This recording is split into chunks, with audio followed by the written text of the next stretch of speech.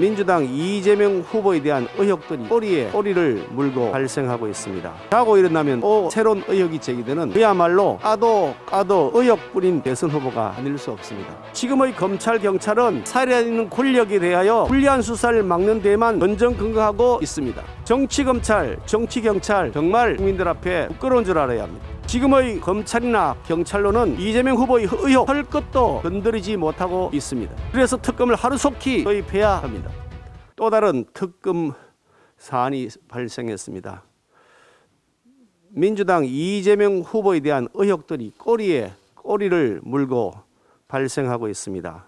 자고 일어나면 또 새로운 의혹이 제기되는 그야말로 까도 의혹뿐인 대선 후보가 아닐 수 없습니다.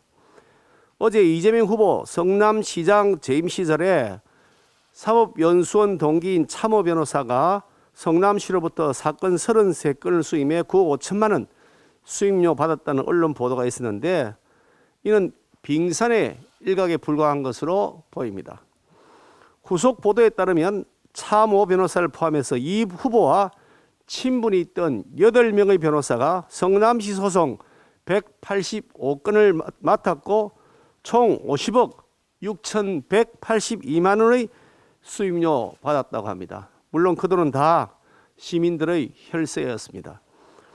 이 후보 성남시장 재직 당시 성남시가 진행했던 민형사소송 482건에 124억 7,058억 원이 변호사비로 지출됐다고 하는데 말씀드린 8분의 변호사가 41%의 돈을 받아갔다는 것입니다. 이 후보는 조례로 변호사의 수임료 기준을 더 높게 책정했다고 하는데 만약 측근 인사들에게 변호사비를 몰아주기 위해 조례까지 바꿨다고 한다면 이것은 권한을 완전히 오남용한 것으로도 볼 수 있습니다.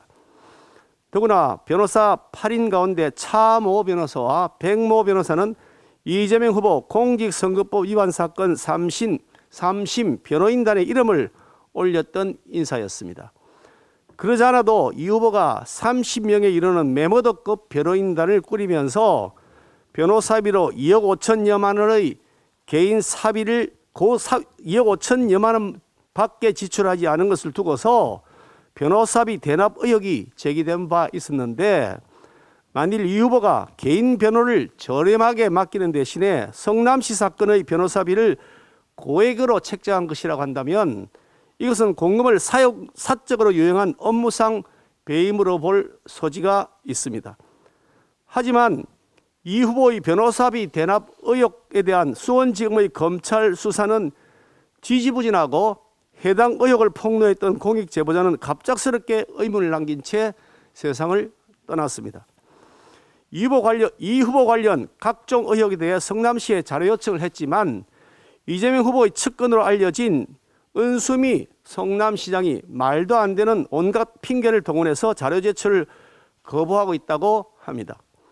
또 이번에 드러나고 있는 변호사 수임료 몰아주기 특혜 의혹은 고 이병철 씨의 변호사비 대납 의혹 제보에 한층 힘을 실어주고 있습니다. 그래서 진실을 밝히기 위해 반드시 특검이 도입될 수밖에 없습니다.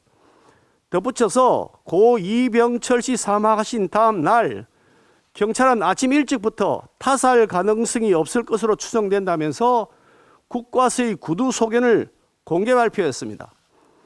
경찰이 정식 부검도 하지 않은 상태에서 구두 소견만으로 사인을 사실상 단정한 것은 매우 이례적인 것으로서 여당 대선 후보에게 쏟아지는 국민적 비난을 차단하기 위한 정치 행위로 볼 여지가 매우 농후합니다. 그런데 정식 부검 결과가 보름이 지나도록 아직 나오지 않고 있습니다. 그 이유가 무엇인지 갈수록 의문이 증폭되고 있습니다. 민주당 이재명 후보자의 성남FC 후원금 뇌물 의혹을 수사하던 현직 지청 차장검사가 친정권 지청장의 의도적인 수사 방해에 항의하는 의미로 사표를 던졌다고 알려졌습니다. 문재인 정권이 5년 내내 검찰 개혁한다는 거짓 핑계 내세우면서 친정권 인사를 검찰 요직에 못 박아 놓은 결과입니다. 더욱이 검찰과 경찰이 이재명 경기도지사의 당서 무효 판결을 기다렸다가 그 후에야 성남FC 수사를 하려 했다는 보도까지 나왔습니다. 이후 이재명 후보와의 재판 거래 의혹을 받고 있는 권순일 대법관의 적극적인 구제 조치로 이재명 후보가 3심에서 구사일생 살아난 후에 여권 유력 대선 후보로 부상하자 수사가 갑자기 급하게 마무리되었다는 취지로 해석될 여지가 충분합니다. 지난 2021년 경찰이 증거 불충분을 이유로 혐의 없음 결론을 내린 배경이 무엇인지 넉넉히 짐작되는 대목이기도 합니다. 혐의가 있다면 대통령이라도 철저하게 수사하는 것이 법이고 정의입니다. 그런데 지금의 검찰, 경찰은 정권에 혹시라도 작은 불똥이라도 튈까 봐 살아있는 권력에 대하여 불리한 수사를 막는 데만 전전긍긍하고 있습니다. 정치검찰, 정치경찰 정말 국민들 앞에 부끄러운 줄 알아야 합니다. 지금의 검찰이나 경찰로는 이재명 후보의 의혹 털 것도 건드리지 못하고 있습니다. 그래서 특검을 하루속히 도입해야 합니다.